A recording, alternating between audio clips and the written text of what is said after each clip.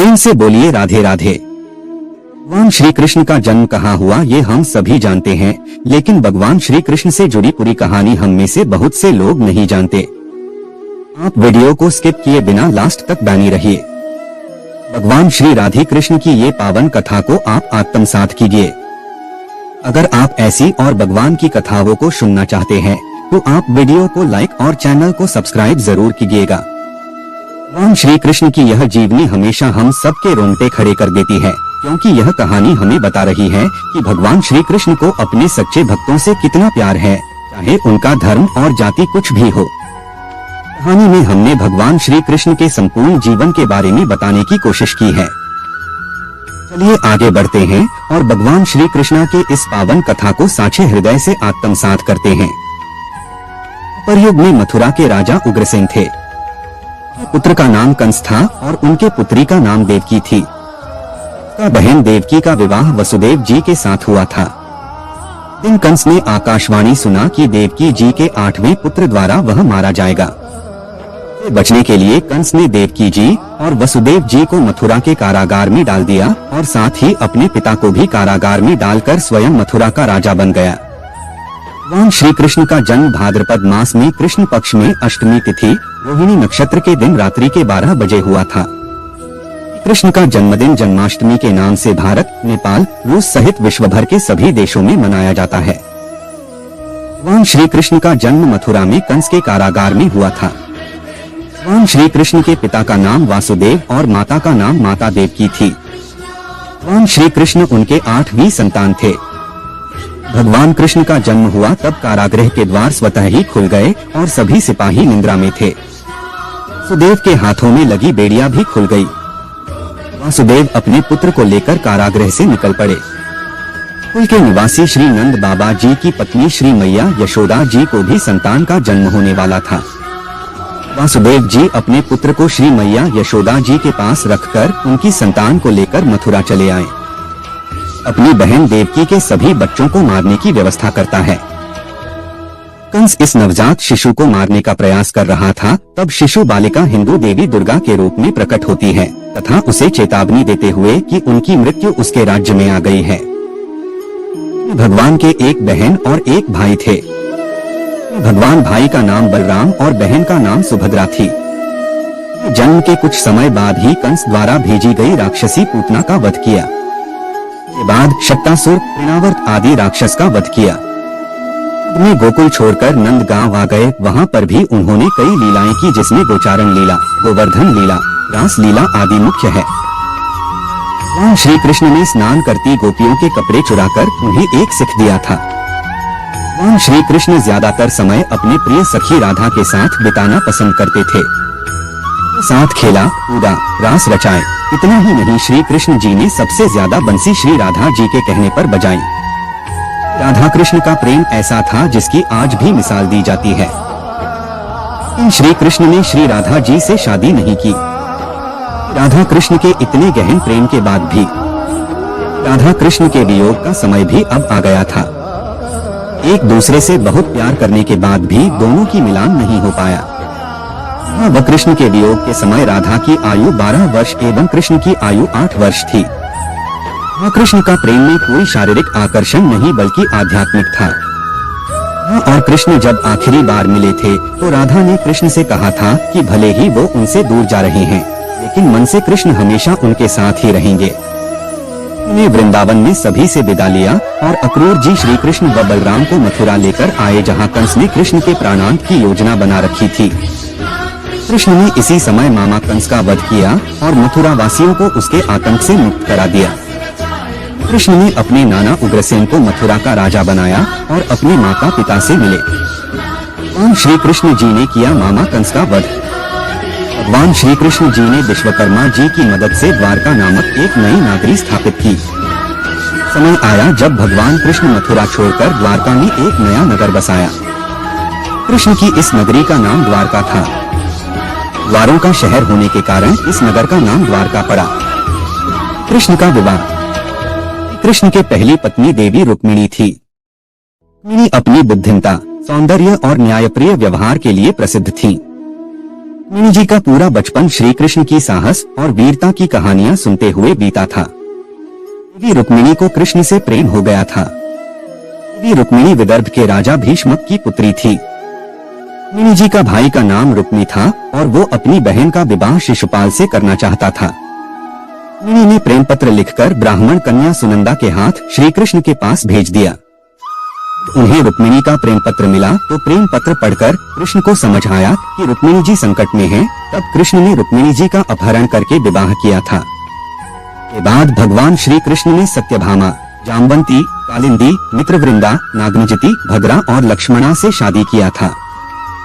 कहा जाता है श्री कृष्ण की रानियों की संख्या 16,000 से अधिक थी। के बाद भगवान श्री कृष्ण सुदामा जी की मित्रता का प्रसंग आता है। भगवान कृष्ण के मित्र और सहपाठी सुदामा गरीब ब्राह्मण परिवार से थे। बच्चों का पेट भरना भी उनके लिए मुश्किल हो गया था। दिन सुदामा की पत्नी ने कहा कि हम भले ही भूखे रहें, लेकिन बच्चों का पेट तो भरना चाहिए न। इतना बोलते बोलते उसकी आंखों में आंसू आ गए। देखकर सुदामा बहुत दुखी हुए और पत्नी से इसका उपाय पूछा। पत्नी ने सुदामा से कहा, आप कई बार कहते हो कृष्ण के साथ आपकी बहुत मित्रता है, तो द्वारका के राजा हैं, उनसे मिलने के लिए जाना चाहिए, तो आपकी हालत देखकर बिना मांगे ही कुछ न कुछ मदद कर देंगे। मुश्किल से सुदामा कृष्ण के साथ मिलने के लिए तैयार हुआ। सुदामा उनके पत्नी को बोले कि दोस्त के साथ मिलने जा रहा हूँ, खाली हाथ नहीं जा सकता। सुदामा की पत्नी ने आस पड़ोस से 4 मुट्ठी चावल मांग कर लाई और सुदामा को बांध के दे दिया। सुदामा जब द्वारका पहुँचे तो वहाँ सोने की नगरी देखकर हैरान रह गए। भगवान कृष्ण नंगे पांव सुदामा को लेने के लिए दौड़ पड़े। उन्होंने सुदामा से पूछा कि भाभी ने उनके लिए क्या भेजा है। सुदामा संकोच में पड़ गए और चावल की पोटली छुपाने लगे। देखकर कृष्ण ने उनसे चावल की पोटली छीन ली। भगवान कृष्ण सूखे चावल ही खाने लगे। सुदामा की मित्रता। सुदामा संकोचवश कुछ मांग नहीं सके। सुदामा जब अपने घर लौटने लगे तो सोचने लगे कि पत्नी पूछेगी कि क्या लाए हो तो वह क्या जवाब देंगे। सुदामा घर पहुँचे तो देखा वहाँ झोपड़ी की जगह पर एक राजमहल खड़ा था।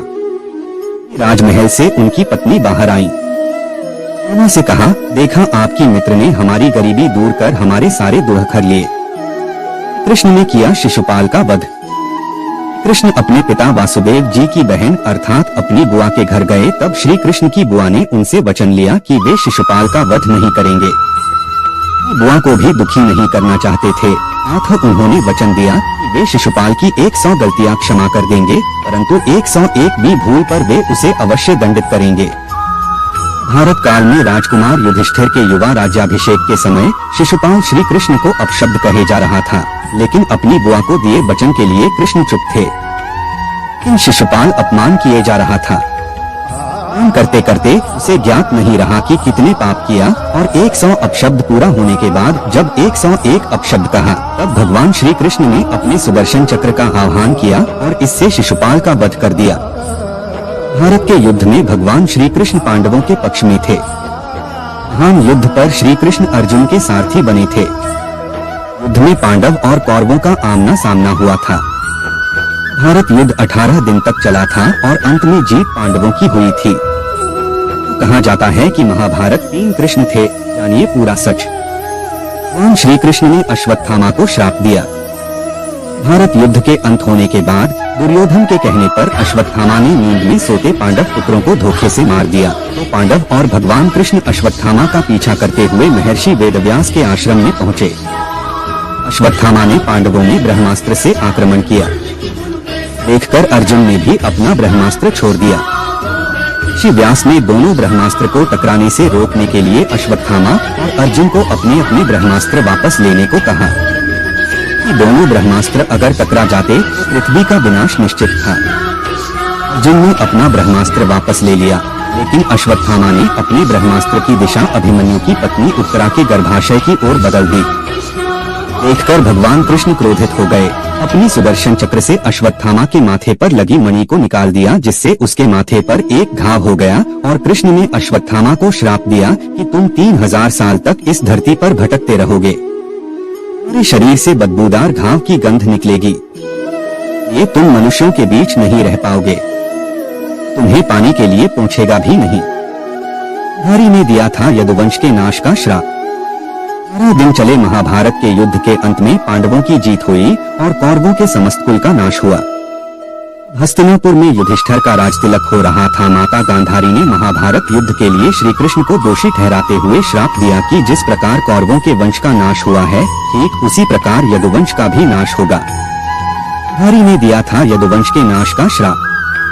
राम जी के देह त्यागने के बाद एक दिन श्री कृष्ण पीपल के नीचे ध्यान की मुद्रा में बैठे हुए थे। एक शिकारी उधर से जा रहा था और उसे लगा कि कोई हिरन है और बिना कोई विचार किए वहीं से एक तीर छोड़ दिया जो कि श्री कृष्ण के तलवे में जाकर लगा। हरि पास जाकर देखा तो वहाँ पर भगवान श्री कृष्ण थे। के बाद उसे बहुत पश्चाताप हुआ और वह क्षमा याचना करने लगा। श्री कृष्ण ने उसे कहा कि जो मैं चाहता था तुमने वह किया है और इसके लिए तुम्हें स्वर्गलोक की प्राप्ति होगी। के बाद उन्होंने अपने प्राण त्याग दिए और भगवान श्री कृष्ण की मृत्यु हो गई। भगवान श्री कृष्ण की मृत्यु के बाद अर्जुन ने भगवान श्री कृष्ण का अंतिम संस्कार किया। लेकिन क्या आपको पता है अपना शरीर छोड़ने समय भगवान श्री कृष्ण कितने वर्ष के थे? आपको बताना चाहूँगा। देह त्यागने के समय भगवान श्री कृष्ण 125 वर्ष के थे। भगवान श्री कृष्ण के विदा होते ही द्वारका नगरी समुद्र में डूब गई और यादव कुल नष्ट हो गया। द्वापर युग भी समाप्त हो गया। एक नया युग आरंभ हुआ, कलयुग, जो अभी भी चल रहा है। श्री राधे कृष्णा प्रभु जी।